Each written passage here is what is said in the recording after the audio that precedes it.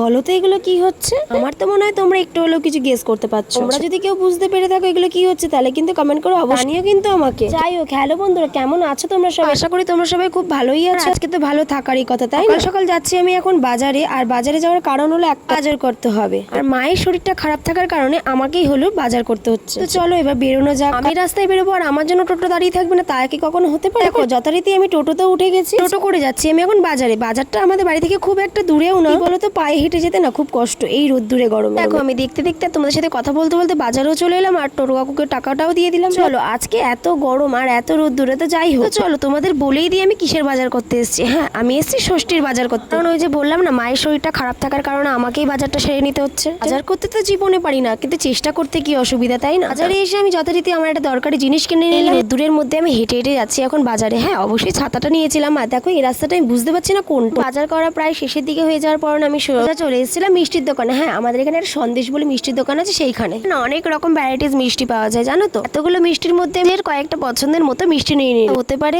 ষষ্ঠীটা জামাইদের, কিন্তু জিনিসপত্র পছন্দ তো মেয়েদেরই হওয়া উচিত, তাই না? এই বলা সেই কাজ, নিয়ে নিলাম নিজের পছন্দের মতো কয়েক রকমের মিষ্টি। নিয়ে নিয়েছিলাম মিষ্টি দই। তবু আমার মিষ্টি একদমই পছন্দের একটা কোনো ডিশ না, ও তো মাঝে মধ্যে একটু মিষ্টি মুখ করা যেতেই পারে।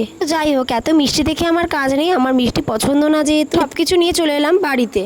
বাড়িতে এসে শুরু করে দিয়েছি জোগাড় জানতি তো আমাকে নিজে নিজেই করতে। আবারও বলছি, মায়ের শরীর খারাপ, কি করব, একা হাতে সবকিছু সামলাতে হচ্ছে। এখন কত রকমের ফল এনেছে, আমাদের না অনেক রকমের রিচুয়াল তো এইবার না সব নিয়মগুলো মা পালন করতে পারেনি, যতটা পেরেছে ততটা এনাফ। আমি এই যে ফলগুলো কিনে এনেছিলাম সেইগুলো আমি প্লেটে সাজিয়ে নিচ্ছি এখন সুন্দর করে। তোমরা যদি জেনে থাকো এই ফলগুলোর নাম কি, তোমরা কিন্তু অবশ্যই আমাকে কমেন্ট করতে ভুলো না। তারপরে রেডি করে নিলাম আমার বড় গিফট, যেটা আমার মায়ের তরফ থেকে যাচ্ছে। তারপর তুলতে গিয়েছিলাম দুব্বো তো লাগবেই, ধান দুব্বো দিয়ে একটু আশীর্বাদ করতে হবে, তাই না? এই দেখো আমার বরমশাই চলে এলো ষষ্ঠী খেতে। হ্যাঁ, একেবারে পুরো নতুন জামাই হিসেবে ষষ্ঠী খেতে চলে এসেছে। আর আমার মা দেখো সুন্দর করে ওকে ধান দুব্বো দিয়ে আশীর্বাদ করে নিচ্ছে, আর আমি হাতে শাকটা নিয়ে নিলাম। চলো একটু দেখে নাও।